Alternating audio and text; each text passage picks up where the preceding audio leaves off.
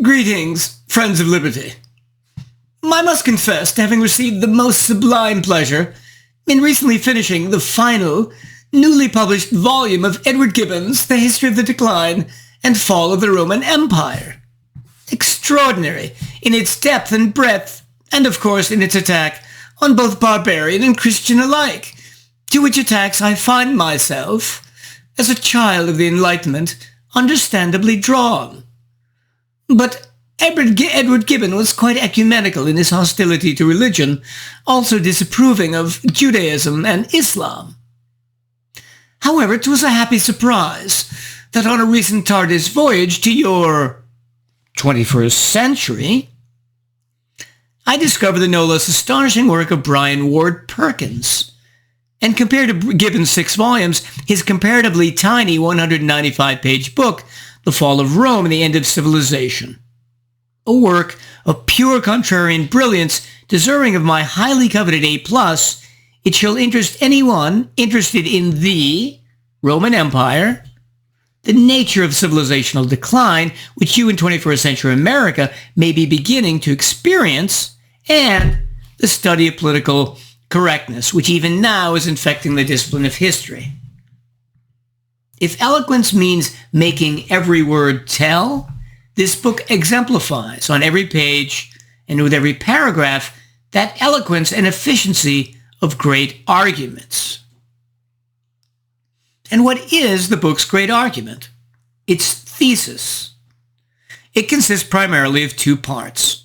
First, an examination and destruction of the belief, increasingly found among modern historians, that the transition to late antiquity and the early Middle Ages was essentially peaceful, and secondly, that civilization itself did not fall when the Roman Empire did, but just transitioned to a different but similarly productive form. Modern titles indicating this more serene view are Romans, Barbarians, and the Transformation of the Roman World, and Kingdoms of the Empire, the integration of the barbarians in late antiquity. Our author's purpose is in showing how very mistaken these beliefs are. He starts by noting a number of salient points. Let's review these. Number 1, the letter of Pope Leo I to other church leaders in 446 AD, asking how to deal theologically with nuns, the handmaids of God who have lost the integrity of their honor through the oppression of the barbarians. Honor lost likely on a significant scale. Pope Leo is asking whether, in the eyes of that most Catholic God, these nuns could be forgiven, or were they, to some degree, irrevocably fallen women? Number 2, generally speaking, the amount of territory of their states that the Romans or their allies voluntarily ceded to the invaders through negotiation and treaty was minuscule compared to the amount either taken violently or by intimidation. Again, contrary to the views of our modern multicultural historians. Number 3, as contemporary primary accounts, such as the life of Severinus show, the amount and length of violence varied greatly by region, with, for example, northern Africa having long been spared destruction and then quickly being subjugated by a horde of 80,000 Vandals from 439 on, but on the other hand, parts of Gaul subject to a lengthy, devastating back and forth, as, for example, the Romans, Bacadi, Britons, Saxons, Franks, Burgundians, Thuringians, Alamans, Alans, and Goths all contested the spoils and territorial integrity of the area.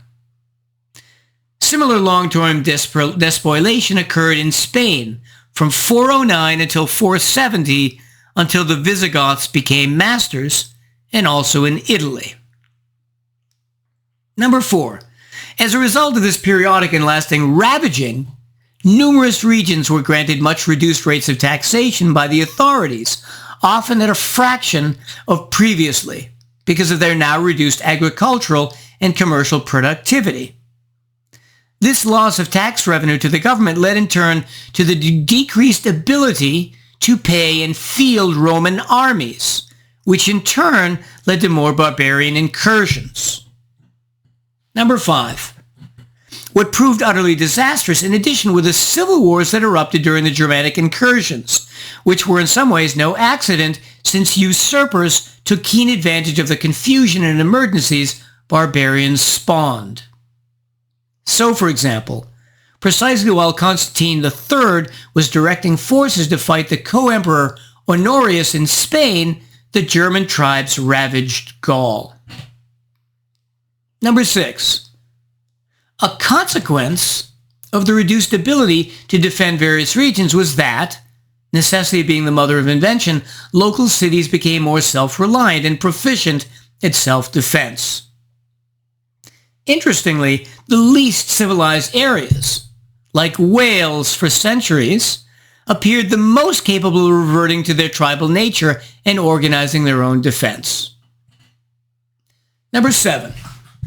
One unique problem for the Romans in facing these Germanic tribes was that they resembled the Vikings who came after them in being naturally warlike, habitually training for combat to a larger degree on average than the Romans, who instead relied on their professional soldiers, as we do, to protect them.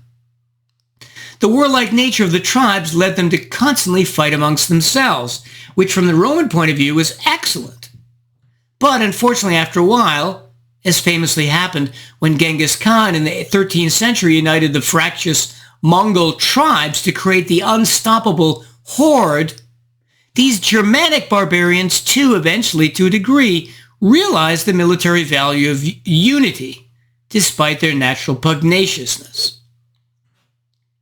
Number 8. Roman settlers and citizens naturally were quite unhappy with all this, and had no desire to have a group of rambunctious warriors trained in lifelong combat settle into the midst of their towns, which over time led to these areas becoming less and less controlled by the Romans.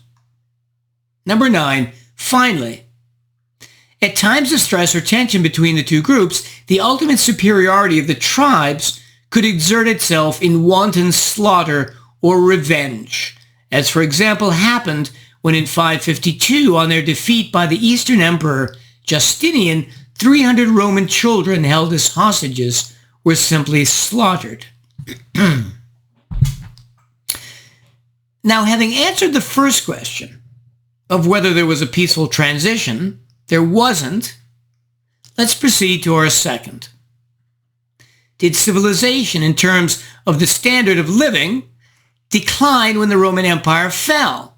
Or did standards of living more or less remain the same? Let's see what our author says. Number 1, what he first points out is that the amount of material goods produced in the Roman era, in terms of selection, quantity, and a range of quality, far surpassed anything that came long afterwards. Think of the selection and quantity of goods available at a Home Depot versus an older hardware store. Number 2, and what kind of goods were in high demand? As much as anything, pottery. In fact, near Rome, there remains to this day a specific pottery mountain called Monte d'Estaccio, 160 feet high, containing an estimated 53 million disposable jugs, called amphorae. Roman pottery was used for a great variety of purposes, of course, from the storage of olive oil, wine, olives, and grain on ships, to dinner plateware, to cooking implements and for household storage, to roofing and floor tiles. Its high quality comparable to modern standards in finish, toughness, and weight. Number 3, pottery is of great value, of course, to the archaeologist, too, because it preserves well and thus can be traced to the whole Mediterranean region and even Roman Empire, with a typical example of a pottery shard in Scotland being traced to a factory in northern Africa where production was standardized and unique. Archaeologists can thus gauge the extent of trade and degree of economic complexity of an entire civilization thereby. And, germane to our argument, what was pottery like after the fall? Most of it wasn't even wheel-turned. That, disappearing in Britain for 300 years. And, for example, instead of a huge variety of cooking pots and vessels, cooking was done with just one rough cooking pot. This poverty lasting in the West until the 14th century. Number 4. Another indication of economic complexity is that of pollution by lead, copper, and silver smelting and mining, which peaked during this period, as can be seen by the spikes in the ice cores of various European glaciers, and which level was only reached again after the Middle Ages. Much as John Kerry hates it, pollution is a sign of an advanced civilization. Number 5.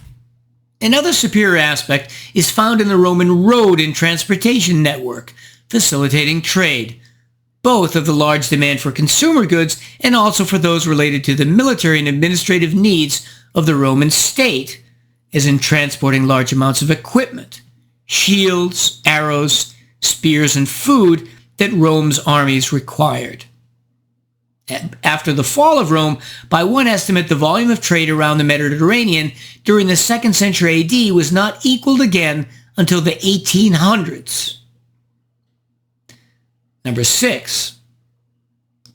In building and housing construction as well, the same massive decline of quality at times occurred, with no bricks, mortar, or glazing, with earthen floors replacing stone, thatch roofs replacing tile, and the size of construction for large buildings becoming almost miniaturized, with churches a fraction of their former size. Because of the loss of building knowledge, St. Peter's Basilica, started around 320 AD, was much larger than the lowly churches of the early Middle Ages. Number 7. In coinage, too, its availability, especially of copper coins, decreased, making trade more difficult and cumbersome, although admittedly some coins were made for centuries. Number 8. With livestock as well, archaeologists have discovered that the size of the cattle, too, fell significantly after the fall, being reduced to a level even lower than that of the Roman period. Finally, number 9, literacy. That fundamental touchstone of civilization. It was estimated among the Pompeians, for example, at between 10 to 30%, but declined massively after the fall and was estimated at 5% in Europe during the Middle Ages. One indication of this decline being the almost complete absence of casual graffiti on public buildings, which had been common previously. So in conclusion, our intrepid historian and archaeologist has to all indications convincingly demonstrated how politically correct aspects of this areas of history have become, leading both to a profusion of historical ignorance and to a troublesome implication about the future of the discipline. On that note of civilizational decay, both ancient and modern, I bid you well and remain the Scarlet Pimpernel.